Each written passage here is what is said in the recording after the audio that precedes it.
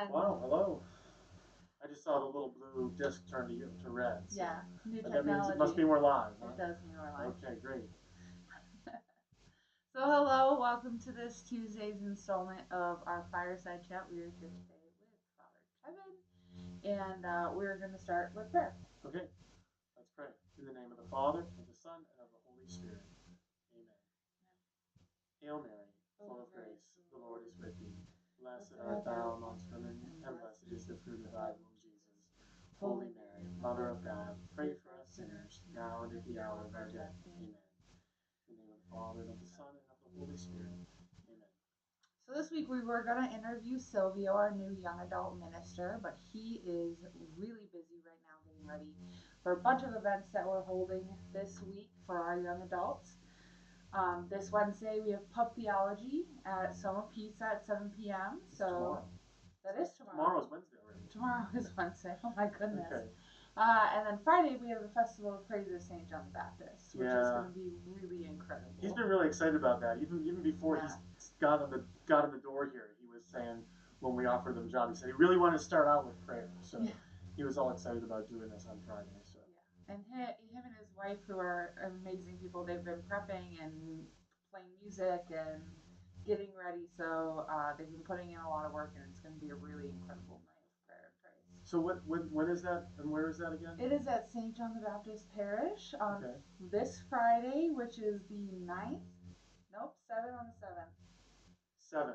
7. 7, 7. It's also a Holy Day of Obligation. It Vigil is. masses are being offered, yes. And what Holy Day of Obligation is it? It is the Feast of the Immaculate Conception of the Blessed Virgin Mary. So we have a lot of different masses going on. A lot of different masses, and there'll be mostly a full 24 hours of adoration here, which Silvio will be participating in at St. John the Baptist. So there'll be lots of time for prayer that day, not only at Mass with Immaculate Conception, but also the adoration time and the Festival of Praise with Silvio. So yeah, we're really excited for it. It's going to be really incredible. Well, we want to start off. We want to ask Father Kevin a couple of things. Advent is upon us. It's Advent season now, and we have a lot of events happening at all 5 parishes for Advent, which is really incredible. If you look in our bulletin, there's a full layout of all the events happening for Advent. And since it's the Advent season, can we talk a little bit about the spiritual preparations that we are making in the grouping? Well, sure. I mean, there was that Advent flyer that did not only in the bulletin but went home to everybody that was registered in our 5 parishes, and so far, I had a lot of people say they were very appreciative of having that all laid out, and it's kind of, in some ways, it's been kind of exciting that every parish has something in there, you know.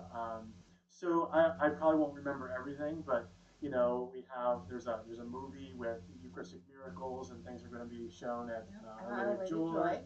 And there is the Advent Evenings of Longing at St. Joseph.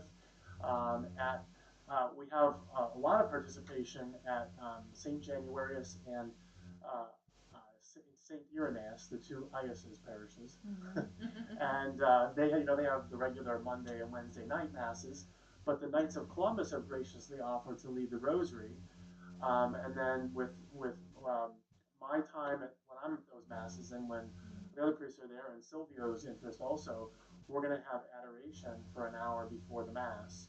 So people can go and pray, get off work, you can go and pray, just kind of your own quiet time with Jesus and Advent. And a very exciting thing that they're doing this week is the Carol Walk at St. Irenaeus. Oh, that's right, they're doing a Carol Walk. It includes that's 5 different churches. That's ecumenical. Yeah. Right. So those are some of the highlights, and it's all.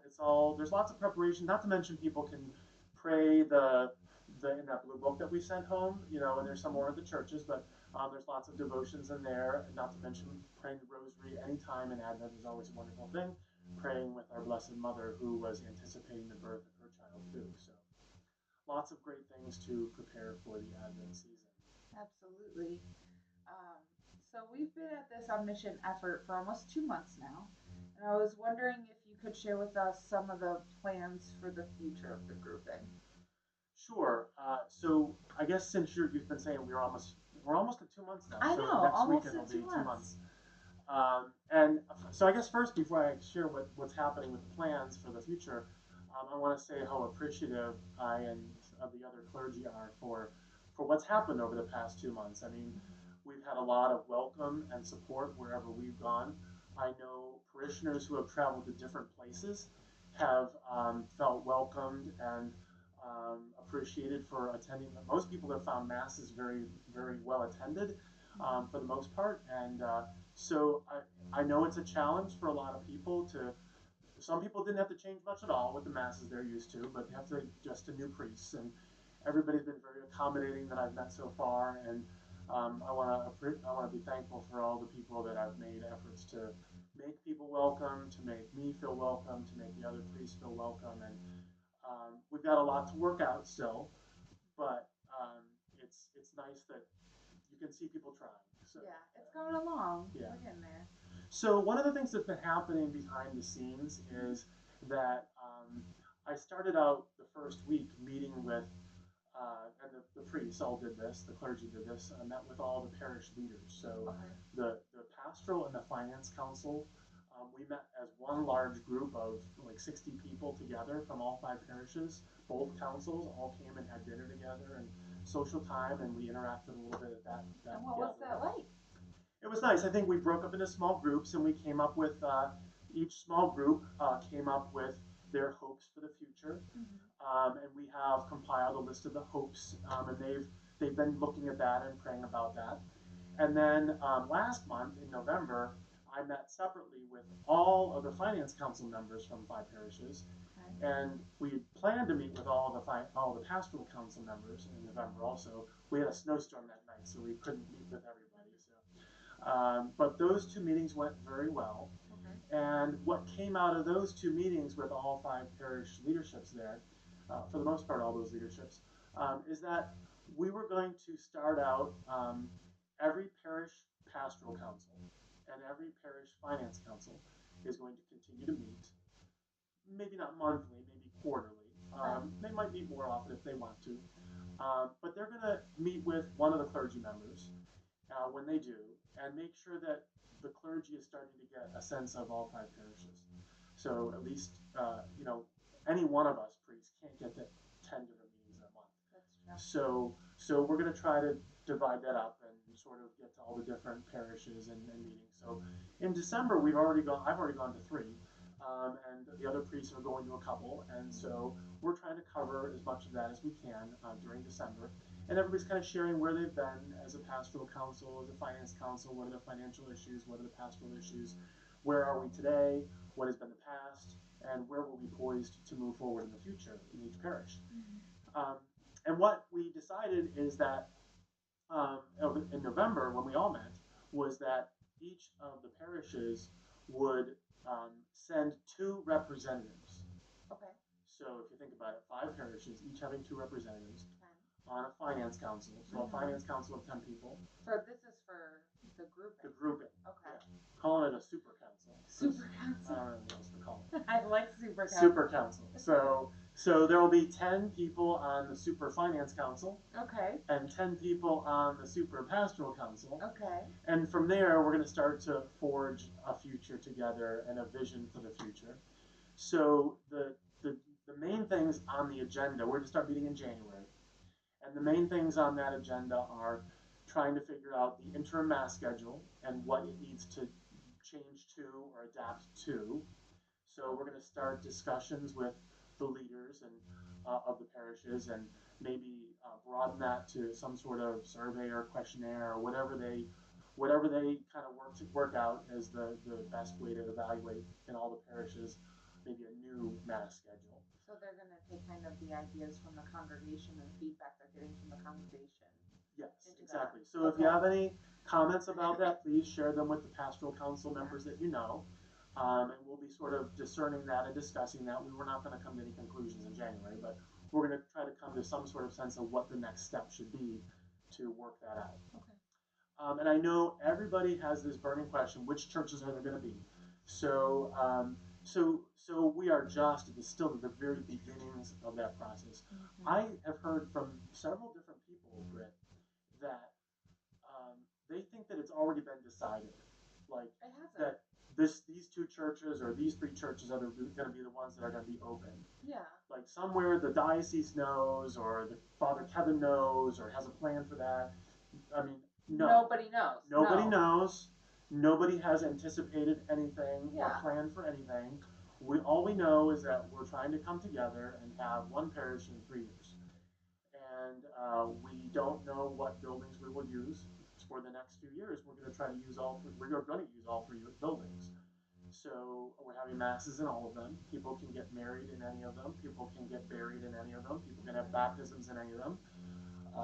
We are trying to adapt to that because we have 5 parishes. 5 parishes, and we got so many priests and clergy. So, yeah. Fortunately, we have a couple of deacons that are helping with some of the baptisms. Which you met their wives last week. Oh yeah, that's right. That wasn't that a pleasant conversation? It was indeed. Yeah, they're very lovely ladies. I had so much fun last week, yeah. And I know that one of the deacon's wives, her kids watch every week. So hi guys, hi Jenny's kids. Jenny's kids are watching. Okay. So there is nothing predetermined. Okay. There's nothing predetermined about schools or parish to church buildings. Right now, we're trying to maintain everything, and if anything, we're trying to increase enrollment in the schools right now. Exactly. And we're trying to get people to come back to church, especially millennials, especially kids my age, right? Yeah. Especially young adults my age, to get them to come back to church and identify with the faith that we, grew up in and that our parents taught us. And if anything, we're trying to get people back. So I think the beginning stages of the process of becoming one parish, they're evolving. We've organized how the parish leadership will meet. So we're going to start meeting in the new year with that super council format, and we'll start having conversations and prayer and discussion about that. Hopefully we haven't figured that out yet, but hopefully we'll have minutes and notes that we'll publish in the bulletin and make available on the website.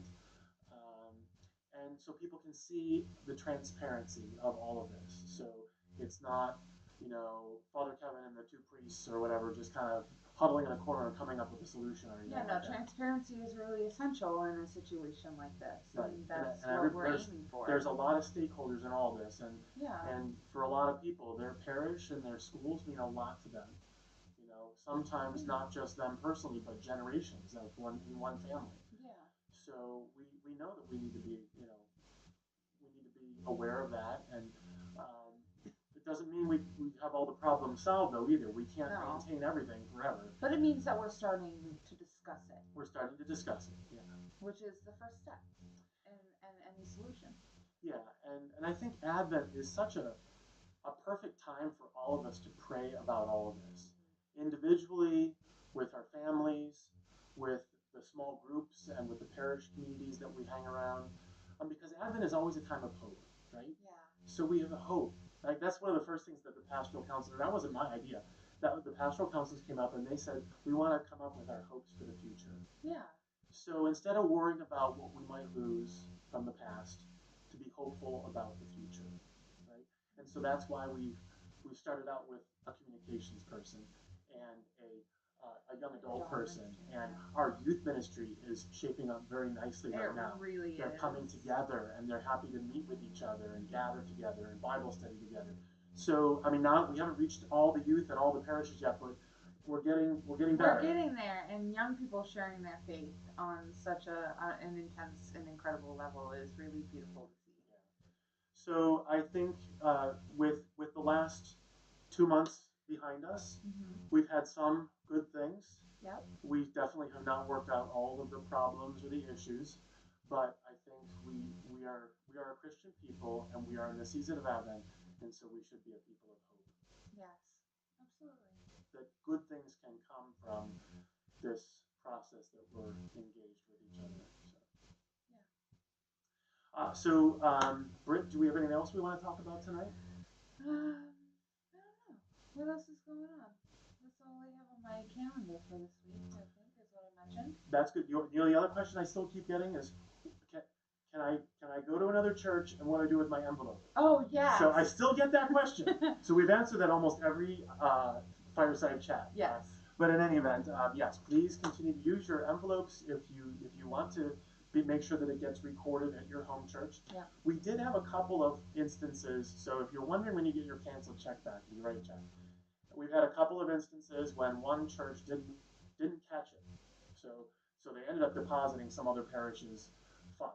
Okay. But they found it afterwards and they sent the money to that church. Okay. So if you went to St. Irenaeus and you're from St. Joseph and somehow they ended up depositing your money, they found it out later and they sent the money over to the other church. So there's always going to be mistakes. You notice in the bulletin this weekend, Father Dalton is scheduled for 2 4 o'clock masses. Yes, he is. He can't be in two places at once. No, he's pretty good, but he's not that good. He is pretty good. Yeah. So we got, like I said, we're working out the kinks. We're working out the kinks. We got a few issues. One of the beautiful things that I and our manager here, Dave Paul, thought of was oops, I forgot my envelope. Yeah. What did you come up with? So we came up with this idea. I don't know if we're gonna call it "Oops, I forgot my envelope," but it's basically the principle of it.